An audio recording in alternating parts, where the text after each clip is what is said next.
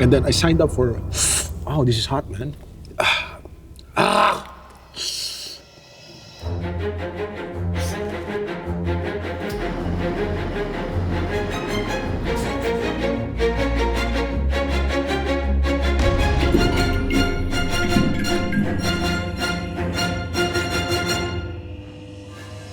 Hey guys, it's MYG and this is Hot Ones, the show with hot questions and even hotter wings. And today I'm very excited for our guest. He knows practically everything. He's the first person to come to mind when you have questions, at least in the Philippines. He is a multi-awarded television host, weather reporter, voice dubber, and trivia king. Please welcome on Hot Ones, Kuya Kim Atienza. Bro, welcome.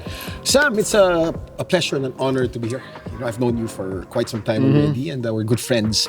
But to actually work together like this, iba. what an honor, man. Hey, thank you. I've always wanted to do this. It's also an honor for me. And how are you with spicy food? I'm actually quite bad with spicy food. Okay. I have a thing called hyperhidrosis. Food hyperhidrosis. Yan na, ito na, nagsisimula na yung trivia. Okay, ano yung food hyperhidrosis? Please explain before we complain. When I enjoy eating, when I enjoy food, Okay. I sweat. Dahil sa excitement ba to or dahil much sa more spice? spicy food. It's just a condition. Some people have it, some people don't. So we are expecting I'm a a lot of sweat. sweater. You're expecting a lot of sweat, yeah. This is called the basimatsi. These are all local hot sauces. So I'm sure you're gonna be researching about probably after the show. So this is the first level. Ito yun, no? Cheers. A lot of people don't know you're a voice dubber. How'd you get that gig? Ever since I was a young boy, I always wanted to be a TV star. Kim Atienza, I'm not ugly. I'm not that handsome either. Sakto lang, tama-tama lang. May market, oh. Walang lugar sa TV in the 80s. But I auditioned in all these go-sees wanting to be a TV star. I must have gone to at least 30 toothpaste commercials, pati alcohol commercials. This is in UP. In UP, yeah. Parang they never got me. Out of the 30, wala akong nakuha. But they discovered that I had a distinct voice. In short, sinasabi la, wala kang muka. Pero may boses ka. Ayun, pare. Okay. Na-discover yung voice ko. So I started doing a lot of voice commercials. That was my sideline in college. I wanted to be on cam. Hindi ako kinukuha talaga. Kasi Kuya Kim, hindi pogi, hindi gwapo, tamang-tama lang. Bitin. Wala talaga. Until one time, nagkaroon ng audition for Japanese anime. Remember Maskman? Yes, oh. I was Red Mask in Maskman. No way. Michael June. It's for the local, of course, the Tinagalaisen. Tinagalog. Ayun. I was Red Mask. That was my biggest voice break.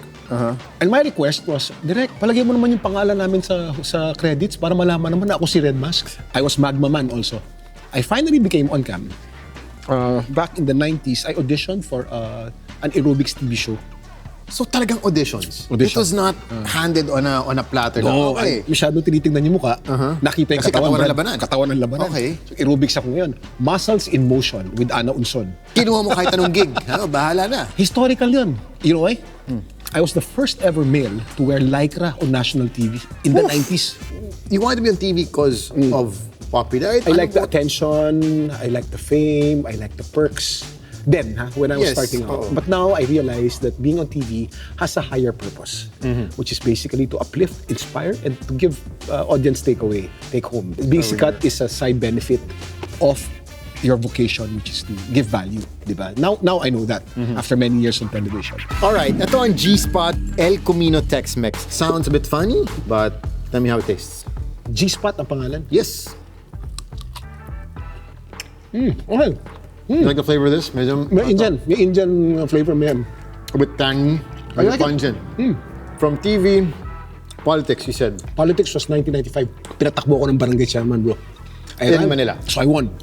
After one term in barangay, I ran as councilor. And then I was councilor for 9 years. Which year already? 95. Okay. I was quite okay as a politician, but I was not passionate about it. I was doing it for my family and for other reasons. What's your imaging nun? My imaging? Oh. Pare, care of dad. COD. You know how I look? Floral polo. Okay. High waist, bro. Dapat ang pantalon high waist. Branding. Oh, yun ang branding diba? So you lived up to the branding of your dad. Dapat, masarap to ha. Gusto ko to. Oh, I'm glad you're enjoying so far. And then, to go on with the story, my dad was graduating as mayor of Manila. He needed a replacement. And he felt that I was ready. I felt I was not. The mayor elections was 2006. Okay. 2004, I was told already to prepare. So paano na-connect sa ABS-CBN to? Ganito ginawa ko. And I called all my classmates in college who are now bosses in ABS-CBN. What are you gonna Eto, do? Kuya Kim asking for a favor na talaga. Councilor Kim.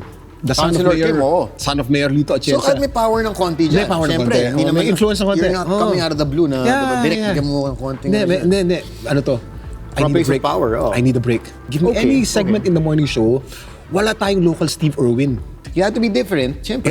Yeah. Walang Steve Irwin. Oo. And then, Sikat hindi na lang si yan. Steve Irwin And then nun. I told my friend in ABS-CBN, sabi ko, tell the bosses they don't have to pay me. Hindi lang yan. Hindi lang walang bayad. Kukuha ako ng sponsor. And then, Sorry, before you proceed, bakit nga Steve Irwin? Saan mo nakuha yung idea yun? I like animals. I really take care of... you Steve really Irwin love- was one of my early models when I was growing up. Right, okay. Because I like snakes. I used to breed... I breed snakes and I breed creepy crawlies, no? And Steve Irwin handled snakes so well, so I wanted to be him. Bad boy, tick boy, barangay tibay. Baka amoy nito. May dating. Sabi nga nga. Amoy ang hit. Sabi nga nga, ang hit. Mga girls na mahilig sa bad boy. Kaya marami kang... Uy! May dating to, Brad. Diba? Unang kagat. May dating. There's milk, there's water, anytime you need anything. Let's go back. They gave you that break on ABS. Sa news to. They gave me a segment in 2004 called Animalandia. Talking about animals. It was a tape segment. And then my producer, Noel Ferrer, saw that I had potential. Aside from the tape segment, they gave me a live segment. Ako na si Señorito Lacuachero. After about 4 months of doing that, my political career was shaping up na. I was getting known na eh. My boss then, Maria Ressa, talked to me. Sabi niya, I know what you're doing. You are using news and current affairs as a platform for your political career, for your exposure. That's not allowed. Shock ako, bro. Nabasa ka niya. Obvious eh. Walang bayad. Nabasa ka niya, oo. Diba? Walang TF. Gagawin mo lahat. Bro, ang call time sa morning show, 4:30 ng umaga. Exactly. Alam ko yan. Kaya alam ko may hidden agenda to. May alata. But, sabi niya, I like you. I like what you do. Okay. You're good at it. Naglabas ng kontrata, Brad. I want you to work for me. And I'm going to pay you. So exposure now with May bayad pa. Oh. But, you cannot run for politics nor even mention politics or even campaign for any of your relatives because it's not allowed. Crossroads. Pili ka ngayon. Politics or TV. Choose. Yun na ngayon. Sabi ko, oh my gosh. Because, Maria, thank you. I'm so flattered. But give me time to think about it. Hinamon ko si Lord. Give me a sign. Give me a sign. Give me a Yan. sign. Oh. So nagtuloy. But 2 years after that, I was assigned to the house of Ka Ernie Baron. Is legendary. The guy He's was... the walking encyclopedia. Exactly. The Wala pang original. Google nun. That's correct. The original. Di pasok ako sa bahay niya. He was seated on the 4th floor of his building in Parañaque. He was seated under a pyramid.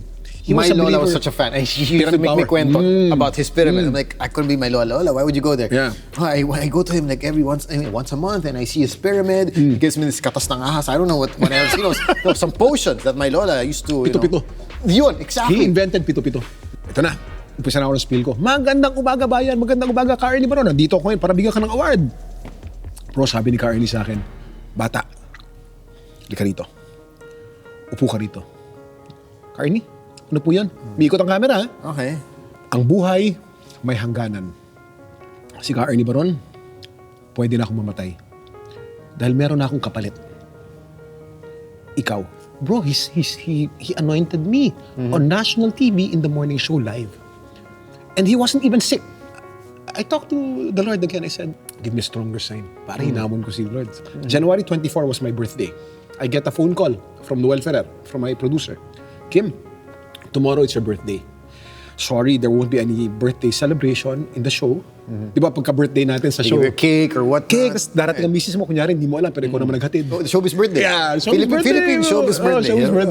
birthday. Pero alam mo, nasa script naman. course, of Kita mo course. naman sa prompter. Tapos pag nakita mo, iyak ka ng konti, pero hindi naman, di ba? Wala kang ganun bukas. Bakit, Noel? Namatay si Ernie Baron kanina. You'd have to cover his wake tomorrow. Bro, on my birthday, I would cover Ernie Baron, who said that he was going to die and I was going to replace him. So That was a pretty solid sign. Bro, I prayed again. I said, Lord, I get it. I get it. Thank you, I get it.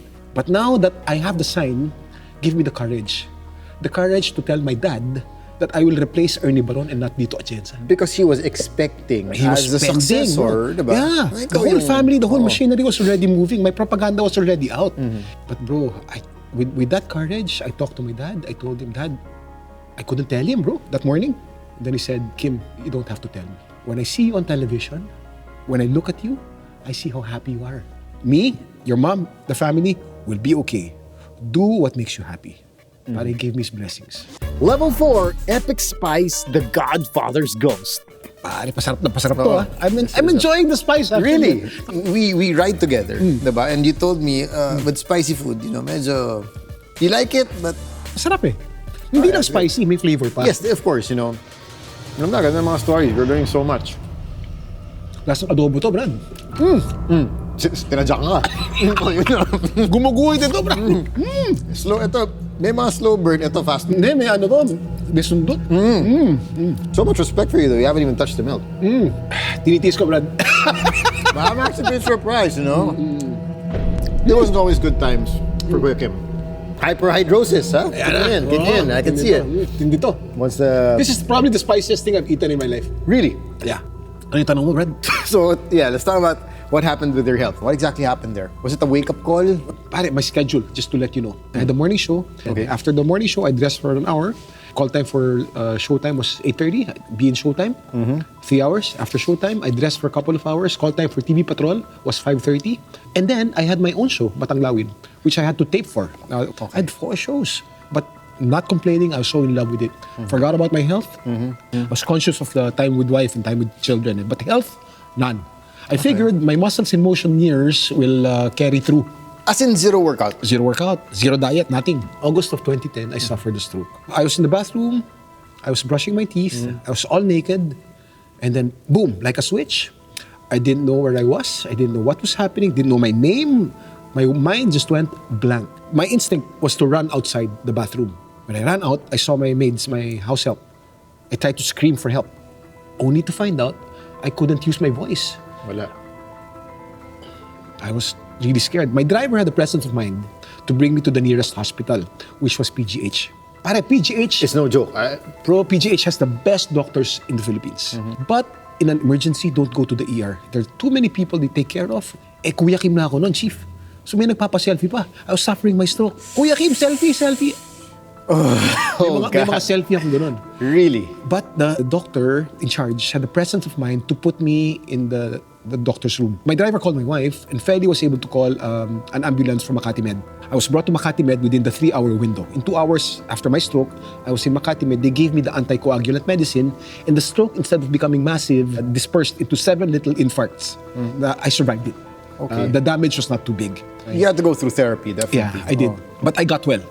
I swore that I'd be healthy. So I got into a walking program, a running program. That is when this whole sports fit. 2010 was the time I started. became physically born again. And then 3 years after my stroke, when I was at the fittest point in my life, I was ready for my first full Ironman. But after a long bike in 2013, I couldn't move naman my hands. Being a stroke survivor, I went back to my doctor to ask her, is this another stroke that's happening to me? Gave me a checkup, and then after a while, sabi niya, no, ano lang yan, you're on your bike for a long time, might be like ulnar nerve syndrome. nerve Parang syndrome. carpal Carpal, tunnel. yeah. The next day, after my run, I couldn't wiggle my toes. My toes were like this. Again, I went back to my doctor the same day. 2 hours of a painful nerve test. Kim, I have to put you in ICU. Why, doc? Well, you have a rare disorder called Guillain-Barré syndrome. GBS. Guillain-Barré syndrome. Guillain-Barré syndrome. Yeah. Okay. If I don't put you in ICU now and give you IVIG, this medicine, you'll be totally paralyzed by tonight. Doc, what? Totally paralyzed. I was in shock. I was in ICU. That's the time I became spiritually born again, naman, bro. I realized that all power comes from God. Became God can. Right. And it's been 5 years since that day. You went back to your triathlons. Yeah, I got well. Got even better. And your faith is strong and as my ever. faith is stronger. I always see you, of course, when we're together, you always pray before any race, before any taping. Before the show today, we prayed pa, di ba? All right, let's do it as we check on Bad Boy Tick Boy's signal number 5. I'm excited for Bad Boy Tick Boy. Excited ka? Okay. Gusto ko yung word. I don't think anybody has ever said excited for Bad Boy Tick Boy, but you're gonna be the first to say you're excited. Amoy pa lang, bro. Oh, cheers to that. Okay. Ang guhit din to. Lasang sili, Brad. I'm gonna get to a segment we have on Hot Ones called Explain the Gram. Uy, matindi yan. I joined the fitness contest called Super Body, 1989. I didn't win that. Really love scooters and bikes. The first date of me and Feli was on that scooter. My Vespa GS 160. You still have this scooter until now? I sold it in 2005, and then I was able to buy it back again 4 years ago. The original one. I mean, the one you had talaga. I have it again. I was doing a spoof of my GBS. We did a feature in Matanglawin, and they gave me a brain scan. But this was only for TV. I was not sick then. There was also an incident na fairly recently na natutuwang ka doon ng baril.